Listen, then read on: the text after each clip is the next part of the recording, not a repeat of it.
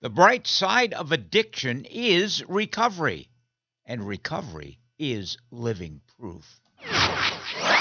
If you're in recovery, or maybe you know someone or love someone who is in recovery, or maybe you simply want to find out more about the recovery process, well, this is the podcast for you. We carry the message of hope and the promise of recovery. And remember, you can find all of our podcasts at recoverycoasttocoast.org.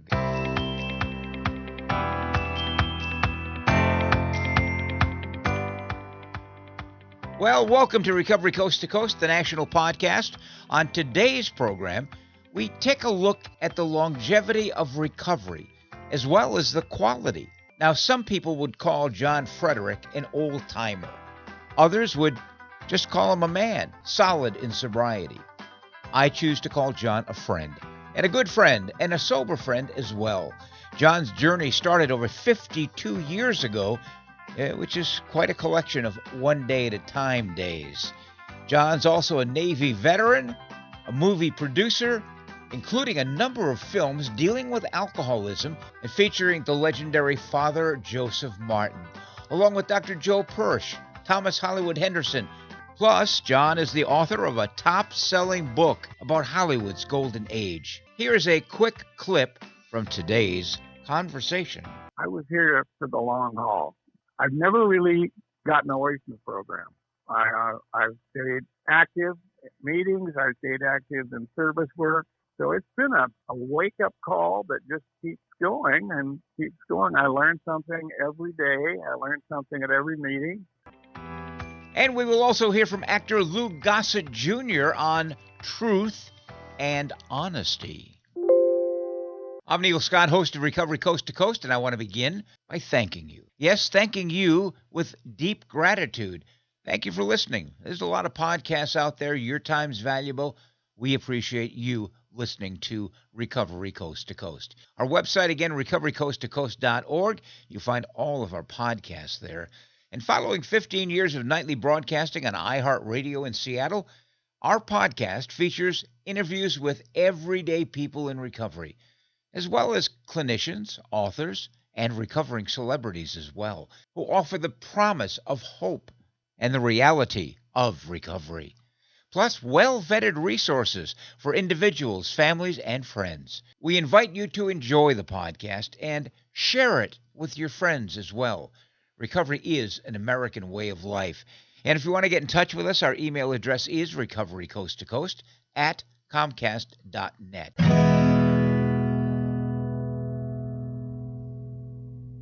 Recovery Coast to Coast is supported by Sundown M Ranch, one of America's oldest, least expensive, and most successful treatment programs. Over 12 million adolescents between the ages of 12 and 15 have reported using harmful drugs in the past month, and more than 90% of alcohol consumed by adolescents has been through binge drinking. Many adolescents are in need of treatment, and Sundown M Ranch has been successfully treating adolescents for decades. They have been nationally recognized for their quality programs and professional caregivers. Sundown's adolescent program is gender-specific, with each person supported by a team of treatment professionals. That includes medical, educational, psychological, and recreational specialists. Living arrangements are gender-specific, with separate wings for males and females. Patient rooms have an outside view, twin beds, and a full bath and shower. You can take a look-see at sundown.org. The adolescent program at Sundown utilizes a multidisciplinary team of certified counselors and medical professionals who are committed to the highest quality of treatment at the most affordable price. And Sundown has some of the lowest rates in the country, since they are a not-for-profit organization. Check them out if you would. Sundown M Ranch. It's where recovery begins. Sundown.org.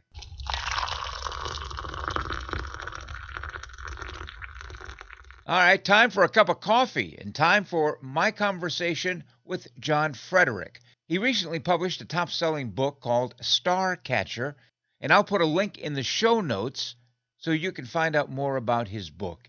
He's produced many films, and he's worked with legendary actors including John Wayne, Barbara Eden, Julie Harris, Carol Burnett, Thomas Hollywood Henderson, and many, many others.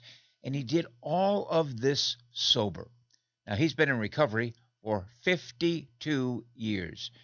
In my conversation with John, we talk about his long adventure into the world of long-term recovery. Here now is my chat with John Frederick in grateful recovery for 52 years and counting. John, take me back, if you would, to December 7th of 1971, and in fact, the days leading up to both the end and the beginning. Well, the end came, I guess. I brought a friend home, was a good drinker. I was always envious of people, in those days. And he was quite a ladies' man, and I was very envious. Now, I was married at the time, of course. I had 3 children. My line in a bar would be, well, yeah, I'm married, but I'm not a fanatic about it. That actually worked a few times. I don't know why. It isn't very funny. Anyway, I brought this guy home. Of course, the kids were kind of spooked by the whole experience. I was pretty well loaded. The last thing I drank was some awful, awful wine. Of course, I had a terrible hangover. And my 10-year-old, who is 62 now, he was my little interventionist. The next morning, he never bothered me when I was drinking, but the next morning, his little blue eyes and blonde hair, and he'd say, "Do you know what you're doing to yourself? Do you know what you're doing to the family?" And that's just about what I wanted to hear in the morning. I had been around AA. I went to a meeting once in Virginia when I was still in the Navy, and didn't really pursue it, and didn't want to admit I was an alcoholic, and the usual stuff. My capacity for alcohol was limited. My mother was adopted. I guess her natural father was a cowboy from Eastern Oregon. His name was Belmont. And I thought, aha, I'm one of the Belmonts, because he paid $100 for the birth. That was in 1912. At any rate, I woke up with these stupendous hangovers. I had horrible hangovers, had to walk them off. And I don't think I ever drank. I hear guys drinking. Graham Chapman would have 4 pints a day. I just couldn't conceive of it. I didn't have a great capacity for it, and my behavior was erratic from the very first drink. It led me into problems, and of course the marriage was such that we had separated several times. She left when I was stationed in the Pentagon. She flew the kids back to Oregon. I was defeated. I don't know if I surrendered, but I was defeated. I had talked to my sister who lived in Scottsdale, and her brother had a sister who was an alcoholic, and his dad was an alcoholic, and he had left home at a very young age to get away from that, and he hooked me up to a guy named Connie Smith.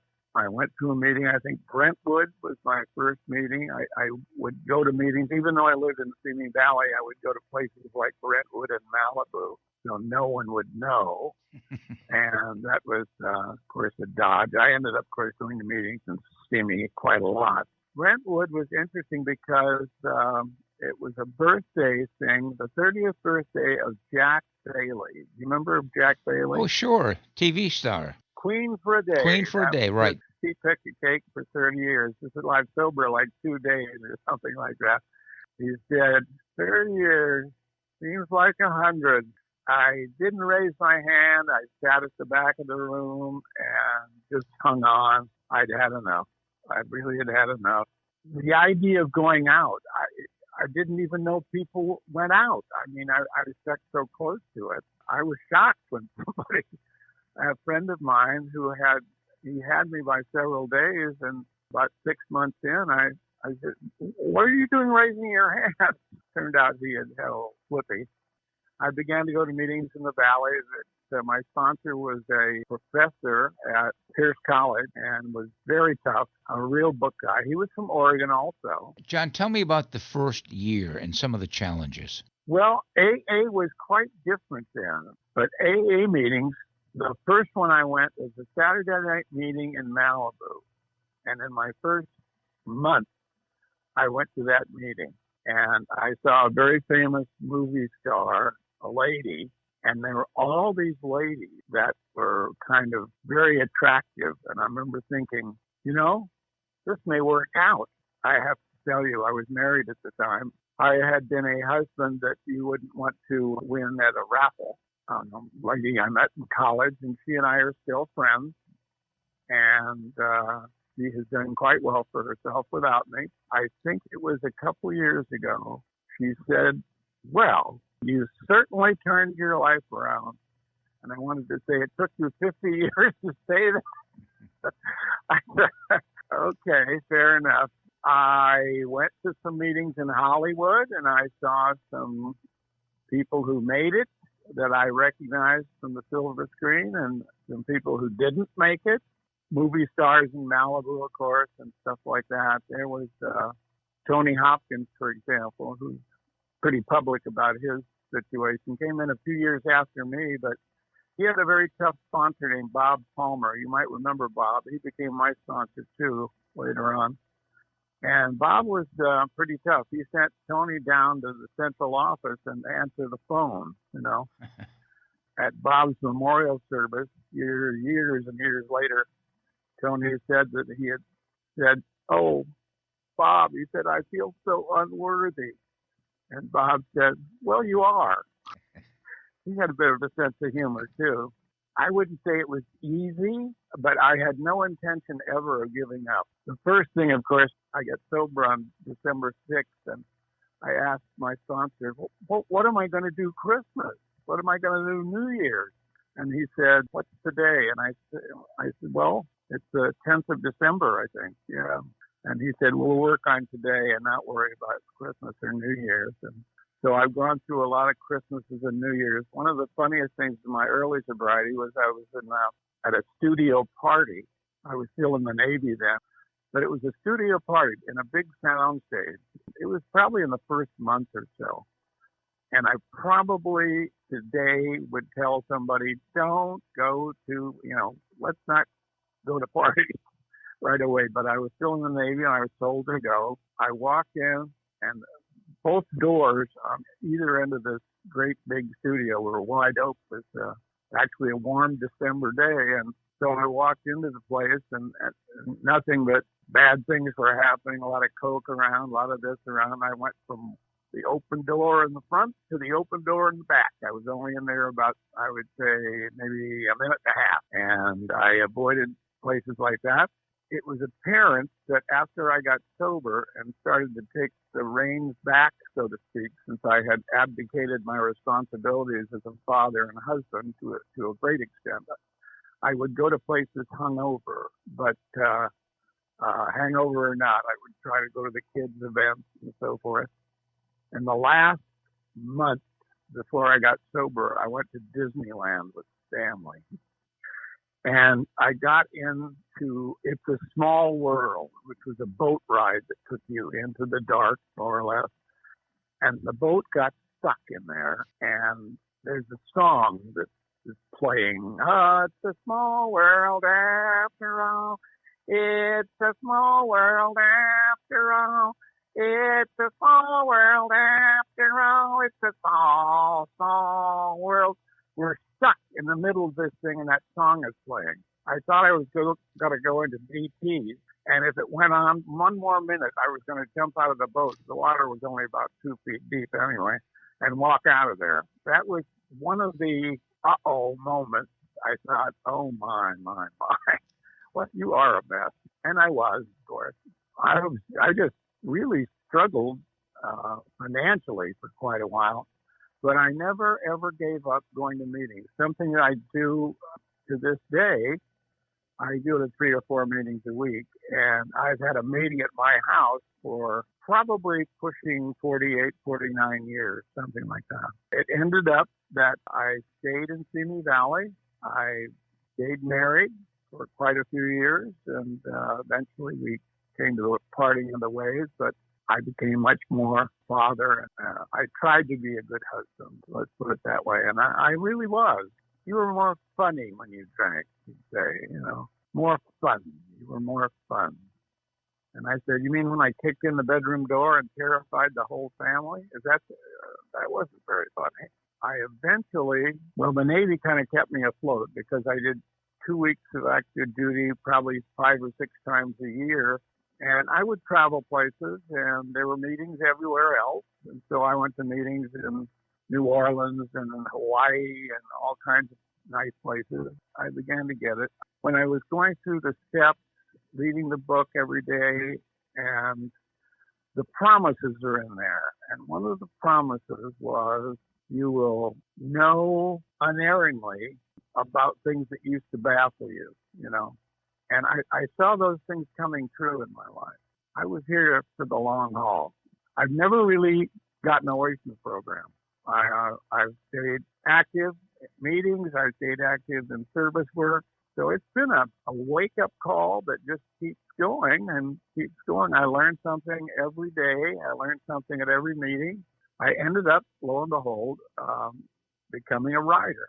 My first sponsor, I would go to his house 3 times a week. He lived in Woodland Hills, and he insisted I write 10 pages a day. I wrote a novel. It was a wonderful idea for a novel. It was called The Silver Tower Annex, which was a public relations plan for the next war. He turned in 10 drafts of that thing. He insisted I write 10 pages a day. I left the Navy in the summer of 71 and probably didn't have a steady job for at least 2 years. I just kind of scuffled, but I never quit going to meetings, and I started raising my hand, and I started sharing. I got to meet Clancy several times, and that was kind of uplifting. Or I remember he came to one of our Monday night meetings and took it over. And I wasn't sharing in those days, and he chastised me for not sharing. And I got the message, you know. Anyway, that was the early days. Let's fast forward, say, 10, 20, 30 years in recovery. How did you protect and enhance your recovery? Well, I've worked the steps quite a few times. I don't know. I became so comfortable there. That was really the good part. When I started going to meetings, I would meet new people. I was open to new ideas. I was very anti-religious when I got to the program, and I, badmouthed people who were, and that began to fade away, and I could see what they could offer, and I just got involved. Several retreats and things like that, which were helpful. Just hanging out with a bunch of sober people. I found myself, we're the lifeboat. We're all in the same lifeboat together, and it became so much more. Life became, it's one of those things where when you're drunk or drinking, you're so self-obsessed and self-absorbed. I began to view the world around me. I began to see the beauties of nature. I began to, take an interest in my fellows and what they were doing, and tried to help people and made amends to many, many people. I can truly say I perhaps one relationship with individuals that is less than perfect. It's in my family, and that's it. And let's face it, I was afraid to go out, because I didn't know what I'd do. I mean, here I couldn't get a job for 2 years. I finally had to take a civil service job with the Navy's alcohol program, and that became a big deal because you start to turn the service around. I remember we had that Kodak meeting in Washington, D.C. very early in my sobriety. I remember a 3-star general came down to talk to us. He said, "I just wanted to see what you guys look like," which I thought was pretty funny. He was impressed, though, because he actually ended up as a 3-star general. He was Naval Air Pac Pacific. He was the Navy guy down in San Diego. And he shut all the clubs down. He said everybody was getting drunk on Friday afternoon, and he closed the clubs, or, certainly put a lot more regulations and things that tightened things up a little. Anyway, it was just meeting all these people, meeting all these different people. I got involved with MCA and did a lot of work there. So I ended up in the early 70s starting film production and distribution company. And I looked around at AA. I made a movie that Marty Mann said to me at a conference in Santa Barbara. She said, "You're the man that made that movie, The Class of '76." And I said, "Yes, that's me." And she said, "It's the best movie ever made on alcoholism." And it was nothing more than a big AA meeting that we got a wonderful Beverly Hills estate that is a park now, but it's got beautiful, beautiful grounds. And my angle on it was this. All the movies I ever saw, and I had to catalog all the movies. I went down to the Navy, and in that program there, I was to catalog every movie ever made on alcoholism and addiction. And I hated them all. There were some good ones from Canada, but they were all about the problem.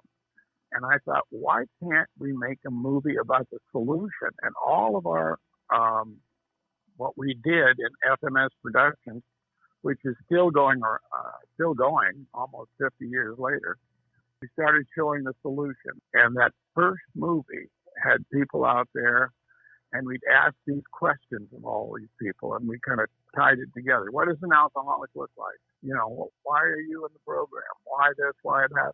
There was a list of, I think, 12 or 14 questions that we asked everyone. And everybody just having a big time. It was like a cocktail party, and everybody's just, we had kids there. Everybody is just having a wonderful time. After that, I found my reason for being, actually, is making these films. And we made some award-winning, really, really satisfying films. It somehow instinctively knew how to do things, even though I hadn't gone to school. I didn't go to film school or anything like that. I learned by doing. That was so satisfying. I had 25 good years of that. What are some of the benefits of long-term recovery for you? Some of the gifts that you've received over the, 52 years? Well, let's start with clear mind, clear eyes.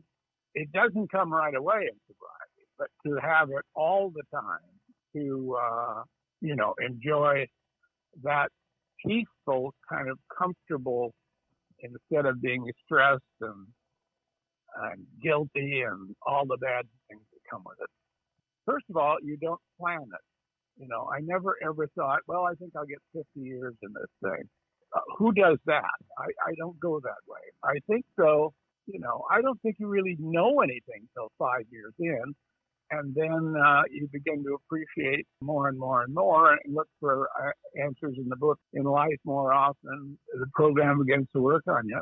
I get a little more, not confident, but self-satisfaction. Every year is significant. When you get to be my age, and you get to be my age in the program, you can feel warm and fuzzy about yourself. You feel that you've accomplished something, that you kept the faith and kept a goal. And of course, at the end of this period, if things work as the program's supposed to, you don't carry the resentments anymore. You don't have them. They'll pop up on the freeway or things like that, but sometimes they don't even do that. I spent the day today, for example, going at a four-way stop and always asking the other person to, go first, so you don't have any competitions there. The ability to get along with people, the ability to be accepted for who you are, the ability to accept yourself. I notice that when I walk the streets or go in a store, people are smiling at me. And the reason they're smiling is without thinking, I'm smiling at them. My mission is to spread a little humor and joy in the world. And I laugh a lot. Also, I think you have goals. You have things that you always planned to do, but never got around to them. But as time goes on, you say, oh, you better check these off. But then say you have goals, and I had several. And one of them was I made in 1989, I took an 8mm camera and filmed my parents talking about their lives, how they met, the Depression, World War II, what happened afterwards, what houses did they live in. I was able to put that together in a very professional way. I had a really good friend, one of those non-alcoholics who knows more about the program almost than I did. He made a DVD. It was really kind of a little masterpiece. So that was one thing. The other was I had a person that I really, really loved and wanted to travel, and we did that. We traveled, and we were always having fun. We had a tremendously wonderful, loving relationship. Unfortunately, she passed away about 8 months ago, but she's still with me all right. We didn't have a bad word, and I also was able finally to conquer my off-the-handle bad temper. And it's basically, it's resting now. There's other goals you might have. I had always said I was going to write a book. I've led a very interesting life, and I thought it gave me a chance to do something positive during COVID. And lots of people just sat home and watched TV. Well, I sat home and wrote a book. Took a lot of writing and rewrites and all this stuff. And then you had to find a publisher. And so I finally got a kind of a boutique company to publish it for me. They shared the expenses and so forth. I was able to write a book about Hollywood and other interesting people I had met along the way. And there were a lot of presidents in there. There were some sports figures, politicians, and of course a tremendous amount of really the people who made up the golden age of the movies. There are other benefits. I mean, you get to live longer. I mean, you got to be lucky. I get up and enjoy every day, and I was just reading the book today and going to concentrate on the things I should be doing in the morning, because the first thing I do in the morning is drink coffee and take the dog for a walk. Well, somebody said, well, gee, don't you do the meditation, and don't you do what you're supposed to do first thing? And I said, no, I don't. And thinking back, when did I ever? So I'm still learning about the program and trying to incorporate those things into my life. And, we learn every day. I just want to wake up and think, I want to be a good person. I want to help people today. I'm very comfortable. I'm very satisfied. I really don't think of myself as being old. I think of myself as being quite youthful till I go to the mirror and look. And that's what John Wayne said. He saw himself in a movie made in 1946. And look at that guy. What a good looking guy. Oh, God, look at that face. Look at him. He's a handsome guy. And then he goes to the restroom, looks at the mirror and says, who is that old bastard anyway? Here I am. Here I am, world. I'm still here. I don't know how it happened, except I just kept the faith. I didn't drink. My first sponsor said, divorce, decay, destruction, you name it, don't drink. And boy, I heard it. I really did. I saw the results of people who didn't remember that or who lost touch with the program. I hope I go to 3 meetings a week and maybe sometimes more. And I have fun at every one. I have a meeting at my house that's been going for 48 years. I'm going to give a 39-year cake tomorrow at a meeting. At 52 years in the program, do you still have a sponsor? I do, but basically it's the group. My sponsors have all died. I do have a sponsor. As a matter of fact, I have a sponsor who has about 10 years. He came in before I did, but he had 3 or 4 sojourns out that mostly had to do with medication, and he's had a lot of back surgery, so a lot of pain problems. He gets in touch with me all the time. We enjoy each other's company, too. The Monday night group, anything goes. Anybody wants to bring up anything, as long as it's, in the recovery realm, I get something out of everybody at that meeting. So I have not only a sponsor, but a lot of co-sponsors, I guess you could say. As an old-timer, and I put that kind of in quotes, as an old-timer, John, what do you learn from the newcomer? That's interesting because I'll sit there and listen to somebody with about 6 months and think, geez, he knows more than I do. You're still learning. I mean, I can't just say, oh, I know it all. I went back to a program now where you really do a lot more work on the step meeting, and you have to do a lot of writing, and you have to defend your position in a way.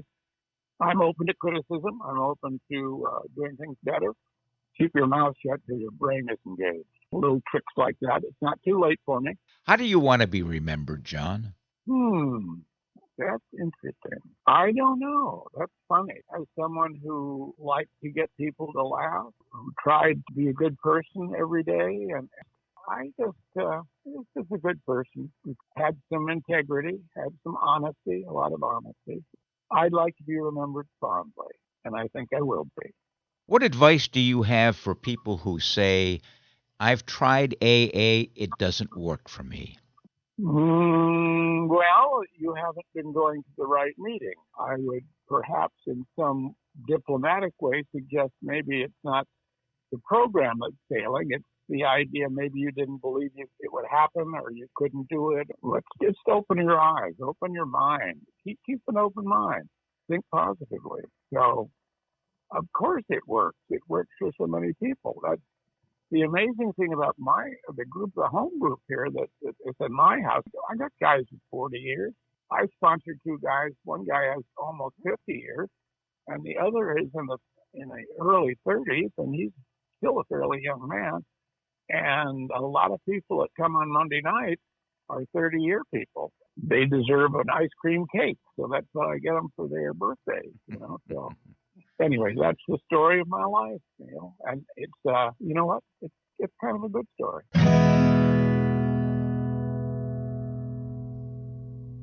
Well, I hope you've enjoyed that conversation with John Frederick, a grateful person in long-term recovery.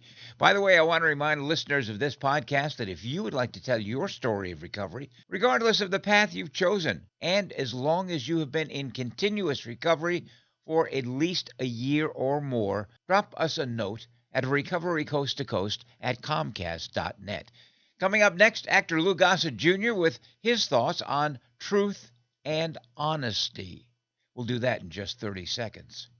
We wasted a lot of years hoping, praying for things to get better. I was desperate to save our family. That's when I made the contact. She contacted Sundown Am Ranch. Sundown's nationally recognized alcohol and drug treatment program teaches family members how to break down the barriers of denial. They are taught the skills needed to deal with addiction as a family. Now we're making up for lost time. It was the best contact I ever made. Go to www.sundown.org to learn more. And now, as promised, here is Lou Gossett Jr. with thoughts on truth and honesty in recovery.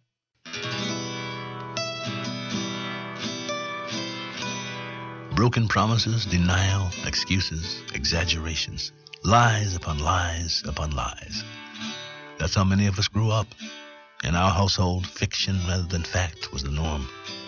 We wouldn't have recognized truth if it stared us in the eye. Our parents lied to each other and for each other. It seemed that they preferred lies to truths, and we followed right along. The whole family lied to hide or sidestep drunkenness, violence, irresponsibility, or other unpleasant realities. We as youngsters lied to get attention, to avoid punishment, to survive. If we didn't grow out of these ingrained habit patterns, we paid a heavy price as adults. Because our lies became even more widespread, it was impossible to keep track of them. We feared getting caught, and often it was unavoidable. People stopped trusting and respecting us. Worse, we no longer trusted or respected ourselves. Needless to say, it's exceedingly difficult to break these lifelong habits. We feel naked and vulnerable without our armor of deceit. Yet we want to move forward, and we know that our ability to function in the world will be severely limited if we don't take actions to become honest and above board in all our affairs. Thought for today? There were times when it seemed that dishonesty made life simpler. I've since learned that nothing is more simple than the truth.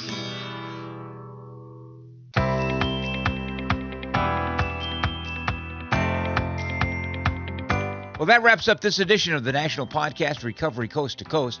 If you've enjoyed our podcast, please share it with others via social media or simply by telling someone else about it. You can find all our podcasts at recoverycoasttocoast.org.